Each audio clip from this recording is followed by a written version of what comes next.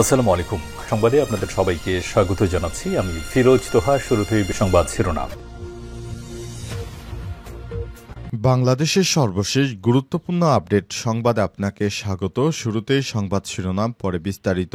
প্রথমেই জানাব, মেজর সিনহা হত্যায় ওসি প্রদীপ লিয়াকতের মৃত্যুদণ্ড বহাল বলছে হাইকোর্ট। সেনাবাহিনীর অবসরপ্রাপ্ত মেজর সিনহা মোহাম্মদ রাশেদ খান হত্যা মামলার ডেথ রেফারেন্স ও আপিলের উপর হাইকোর্টের রায় ওসি প্রদীপ লিয়াকতের মৃত্যুদণ্ড এবং 6 জনের যাবজ্জীবন বহাল রয়েছে। বিচারপতি মোহাম্মদ মুস্তাফিজুর রহমান ও বিচারপতি মোহাম্মদ সগির হোসেনের সমন্বয়ে গঠিত হাইকোর্ট বেঞ্চ এ রায় ঘোষণা করেছে। এর আগে গেল বৃহস্পতিবার মামলাটির উভয় পক্ষের যুক্তিতর্ক উপস্থাপন শেষে রায়ের জন্য আজকের এই দিন ধার্য করা ছিল, যেখানে সব আসামিদের নিম্ন আদালতে দেয়া সাজা বহাল চায় অ্যাটর্নি জেনারেল। জানাবো, যুক্তরাষ্ট্রে ইহুদিদের বিক্ষোভে পেট্রোল বোমা নিক্ষেপ, কয়েকজন আহত।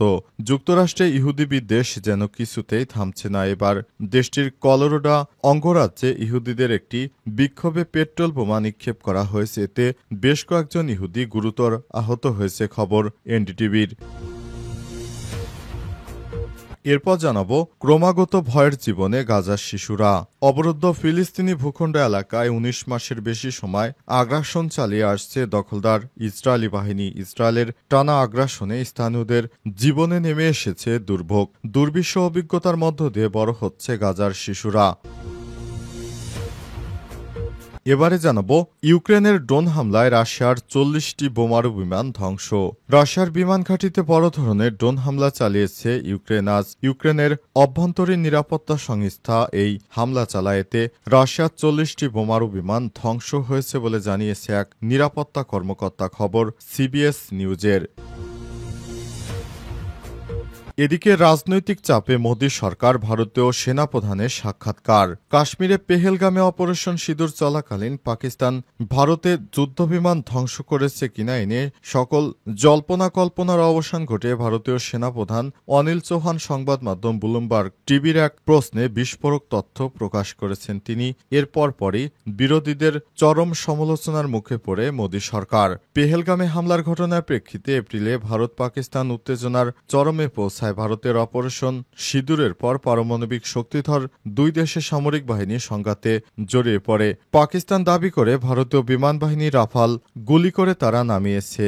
এ নিয়ে নয়াদিল্লি এতদিন নীরব থাকলে এখন মুখ খুলেছে ভারতের সেনাপ্রধান। এ সময় সাক্ষাৎকারে সেনাপ্রধান বলেছেন, অপারেশন সিঁদুর চলাকালীন পাকিস্তানের আঘাতে ভারতের যুদ্ধবিমান ধ্বংস হয়ে গেছে। প্রিয় দর্শক, এতক্ষণ শুনছিলেন সংবাদ শিরোনাম, এবারে বিস্তারিত।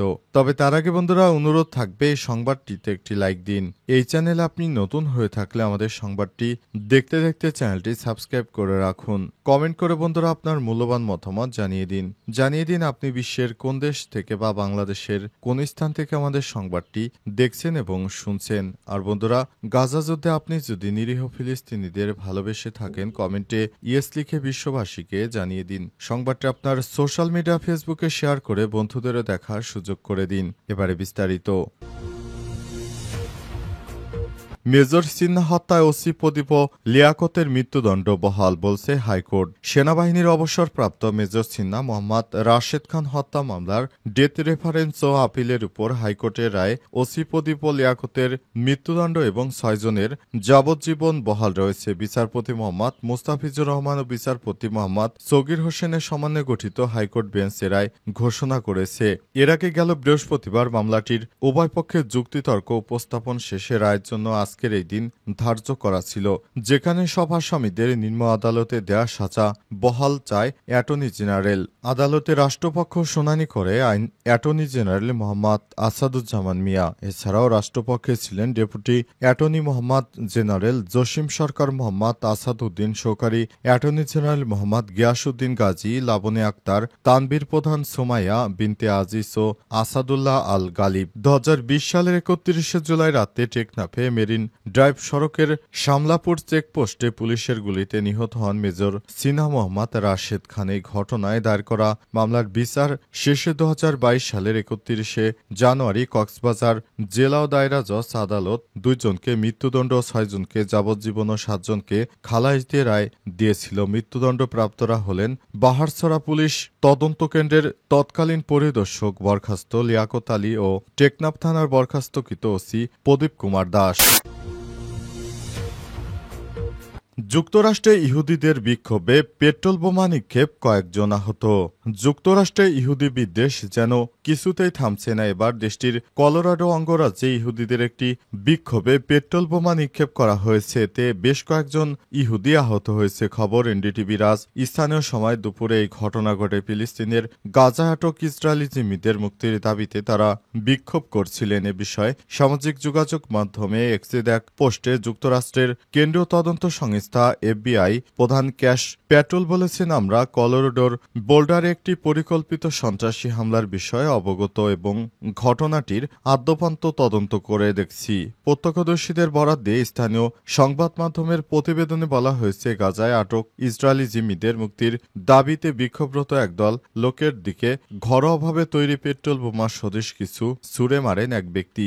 একটি ভিডিওতে দেখা যায় গায়ে জামা না থাকা ওই ব্যক্তি 2 হাতে স্বচ্ছ স্প্রে বোতল নিয়ে ঘুরে বেড়াচ্ছেন আর তার সামনে ঘাসে আগুন জ্বলছে। ভিডিওতে ওই ব্যক্তিকে চিৎকার করে বলতে শোনা গেছে, জায়নবাদীরা নিপাত যাক, ফিলিস্তিন মুক্ত করো, তারা খুনি। খবর পেয়ে পুলিশ দ্রুততম ঘটনাস্থলে পৌঁছে ওই ব্যক্তিকে গ্রেপ্তার করে। বোল্ডার পুলিশ প্রধান স্টিভ রেডফান বলেছেন, আমরা সেখানে পৌঁছানোর পর একাধিক আহত ব্যক্তিকে দেখতে পাই যাদের শরীরে আগুনে পোড়া এবং অন্যান্য ধরনের জখমের চিহ্ন ছিল। ক্রমাগত ভয়ের জীবনে গাজার শিশুরা।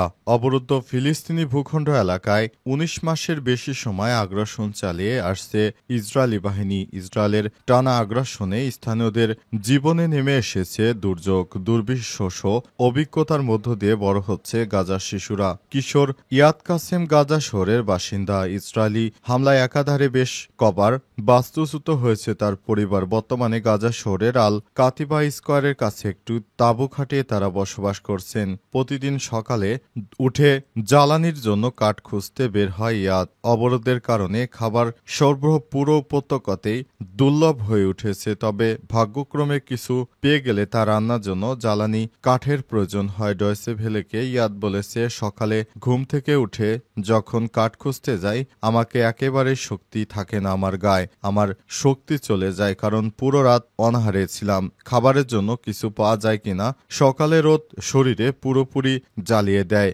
আমার দুর্বলতা লাগে, একটু খেলাধুলা করলেও ক্লান্ত লাগে। খাবারের জন্য কোনো ময়দা, গোশত বা অন্য কিছু আমাদের কাছে নেই। গাজার স্যুপ কিচেন থেকে সরবরাহ করা স্যুপ বা রান্না করা ডাল খেয়ে দিন কাটাচ্ছে ইয়াদের পরিবার। সে জানিয়েছে, সকালে স্যুপ কিচেন থেকে দেওয়া স্যুপ খেয়ে তাদের দিন শুরু হয়, কিন্তু এতে ক্ষুধা নিবারণ তো দূরে থাক, কিছু খাওয়ার অনুভূতিও হয় না। ইয়াদ আরও বলেছেন, যুদ্ধের পর থেকে গাজায় সব ধরনের খাদ্য উপকরণ দুর্লভ হয়ে গেছে। আটা, ময়দা, চাল, সবজি, গোস্ত কিছুই সহজে পাওয়া যায় না। একটিমাত্র টমেটো কিনতে 10 ইসরায়েলি সেকেল খরচ করতে হয়, কিন্তু গাজাবাসীর কাছে কোনো অর্থই আর নেই। খোলা জায়গায় তাঁবুতে সব সময় উদ্বেগের মধ্যে সময় কাটে ইয়াদের।